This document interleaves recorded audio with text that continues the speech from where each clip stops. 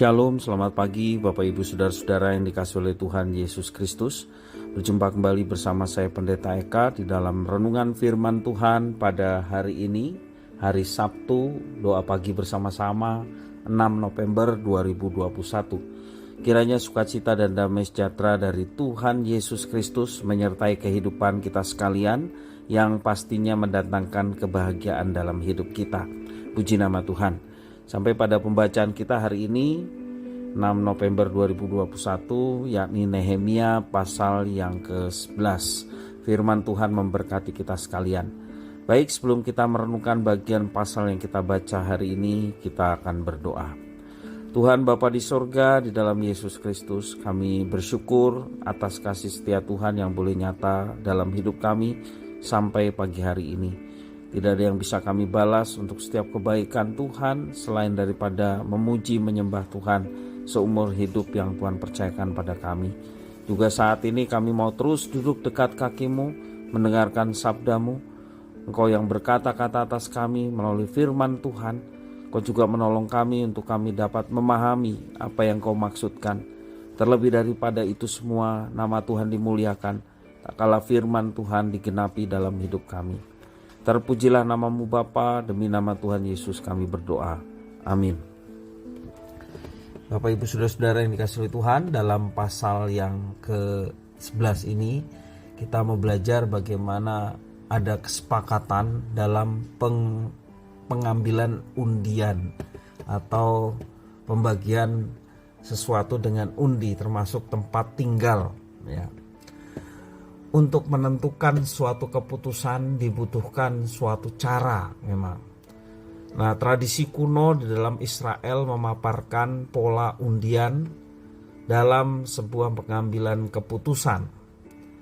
Demikian juga untuk pembagian tempat tinggal bagi orang-orang Israel di masa Nehemia dan Ezra ini, juga ada pembagian tempat tinggal dengan cara pengambilan undian. Undian dipakai untuk menentukan keluarga yang berhak tinggal di Yerusalem ataupun juga yang tinggal di kota-kota sekitar Yerusalem. Dan model undian seperti ini ternyata bisa diterima oleh semua pihak. Nah, yang terpenting bagi kita prinsipnya adalah dapat diterima oleh semua pihak. Jadi ini ada kesepakatan, ada kesehatian. Apakah mereka yang tinggal di Yerusalem ataupun yang di luar Yerusalem, mereka sepakat. Dan undian ini menjadi cara untuk mereka menentukan hal itu. Nah, melempar undi adalah kebiasaan kuno di tengah-tengah bangsa Israel dalam pengambilan sebuah keputusan atas suatu persoalan ataupun masalah. Nah, Alkitab juga memberikan contoh bagaimana model undian yang diambil, seperti dalam Imamat pasal 16 ayat yang ke-10. Firman Tuhan berkata demikian, ia harus mengambil kedua ekor kambing jantan itu dan menempatkannya di hadapan Tuhan di depan pintu kemah pertemuan, dan harus membuang undi atas kedua kambing jantan itu, sebuah undi bagi Tuhan dan sebuah bagi Azazel. Lalu Harun harus mempersembahkan kambing jantan yang kena undi bagi Tuhan itu dan mengolahnya sebagai korban penghapus dosa. Tetapi kambing jantan yang kena undi bagi Azazel haruslah ditempatkan hidup-hidup di hadapan Tuhan untuk mengadakan pendamaian, lalu dilepaskan bagi Azazel di padang gurun. Jadi itu masalah kambing korban, mana yang dilepas, mana yang dikorbankan, itu juga ditentukan melalui undian. Itu salah satu contoh. Demikian juga dalam 1 Tawarik pasal 24 ayat 5-18, Bapak Ibu bisa memeriksanya. Ini ada penarikan undi untuk menentukan urutan pelayanan di bait Allah. Ya, jadi udah terbiasa mereka mengambil keputusan dengan cara undian. Dalam hal ini sekretaris orang Lewi menulis nama para kepala keluarga dari pihak bapak. Kemudian mereka tampaknya dipilih secara berurutan. Dengan cara ini tugas orang Lewi di Bait Allah ditentukan, yaitu siapa yang akan menjadi penyanyi, penjaga gerbang, bendahara, dan lain sebagainya. Ya, jadi tugas para Lewi diambil, tugasnya itu berdasarkan undian. Nah, dalam kitab Nehemia, undian dilakukan untuk menentukan pengaturan penyediaan kayu bakar untuk Bait Allah. Itu di dalam pasal kemarin ya, yaitu 10 ayat yang ke-34. Siapa yang bertugas untuk penyediaan kayu bakar, yang bertugas ini diambil secara undi. Dan untuk juga menempatkan siapa yang harus pindah ke Yerusalem. Itu jelas di pasal 11 ayat pertama langsung diberikan penjelasan mengenai hal ini.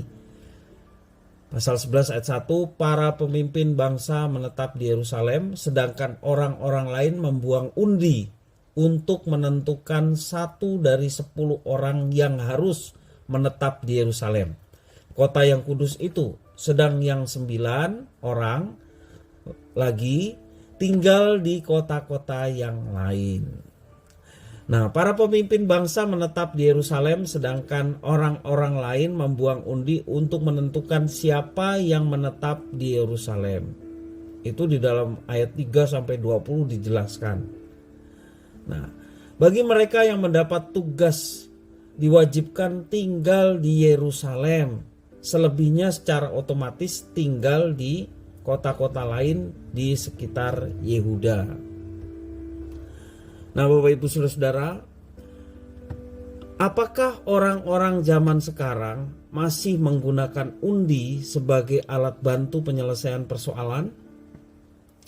Bisa jadi ya. Ada beberapa pengundian yang masih berlangsung di era modern saat ini. Ya, kalau di istilah umum juga ada undian ya, seperti kalau di toko ada itu. Ada undian berhadiah ya, dari kupon yang kita tulis ada kesempatan untuk mendapatkan undian hadiah, itu hadiah ya. Kalau tugas ya mungkin saja bisa dilakukan hal ini supaya merata gitu. Nah, juga misalnya pengundian menentukan posisi permainan atau pertandingan. Itu hal biasa dalam sebuah olahraga ataupun permainan. Pengundian untuk mendapatkan hadiah juga bisa ya, pengundian untuk mendapatkan urutan maju ke depan dan lain sebagainya. Hal itu zaman sekarang biasa dilakukan, tapi prinsip yang kita mau ambil di sini adalah adanya kesepakatan dalam sebuah keputusan. Itu yang menjadi garis bawah dalam kehidupan kita sebagai orang percaya, khususnya dalam kita bergereja. Nah, yang terpenting adalah ada kesepakatan ya, tidak setengah hati. Apapun yang menjadi keputusan bersama harus kita terima dan harus kita laksanakan. Ya, apakah itu dengan cara undi ataupun dengan cara mufakat, musyawarah mufakat. Yang terpenting bagi kita, apakah itu keputusannya karena undi ataupun musyawarah mufakat, semua dapat menerimanya dengan lega ya, dan semuanya dapat melaksanakan. Dan ada kesehatian dalam mengerjakan semuanya itu. Jangan sampai juga kalau kita mengambil undi, ketika undian itu dirasa tidak adil, kemudian kita tidak mau melaksanakannya. Kalau kita mengambil keputusan bersama dengan cara undi, baiklah keputusan dari hasil undi itu kita dapat laksanakan dengan sebaik-baiknya. Karena itu sudah menjadi kesepakatan. Ataupun dengan cara lain. Sekali lagi prinsipnya adalah kita sepakat, sehati, dan melaksanakan semuanya itu dengan penuh sukacita. Apalagi firman-Nya dengan jelas mengatakan, apapun juga yang kamu lakukan, lakukanlah semuanya itu seperti untuk Tuhan dan bukan untuk manusia. Apalagi kalau kita berkeputusan bersama itu dalam kaitan kebersamaan dalam pertumbuhan rohani di dalam gereja. Tentu saja semua itu dalam rangka untuk pertumbuhan iman seluruh jemaat. Kalau itu sebuah keputusan bersama, dengan senang hati kita wajib melaksanakannya, bukan dengan berat hati atau dengan terpaksa. Karena Tuhan melihat orang yang tulus hati, orang yang senang melakukan, apalagi itu menjadi keputusan bersama, yang tentu saja tujuannya untuk arah yang baik, pertumbuhan rohani.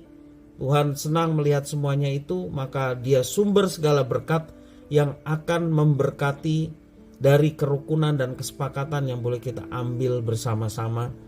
Dan berkat itu diberikan baik secara komunal, ya, seluruh jemaat, ataupun secara pribadi dicurahkannya bagi kita sekalian.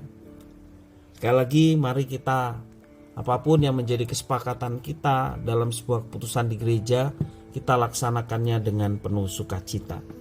Biarlah firman Tuhan ini boleh menjadi berkat bagi kita sekalian. Mari kita berdoa. Tuhan Allah Bapa di surga, terima kasih atas firman Tuhan. Kau mampukan kami ya Tuhan untuk mengerti lebih dalam lagi. Dan lebih dari semua itu kami dapat terapkan. Khususnya ketika kami mengambil sebuah keputusan di gereja, apakah itu dalam rapat atau dalam kebersamaan di gereja, kami mau dengan sukacita melaksanakannya sebagai wujud pengabdian kami kepada Tuhan bersama-sama di gereja di mana Tuhan telah menempatkan kami. Terima kasih ya Tuhan atas firman-Mu. Sekali lagi kami mohon Kau yang memampukan untuk kami dapat menerapkannya. Hanya di dalam nama Tuhan Yesus kami berdoa dan bersyukur atas firman Tuhan. Haleluya. Amin.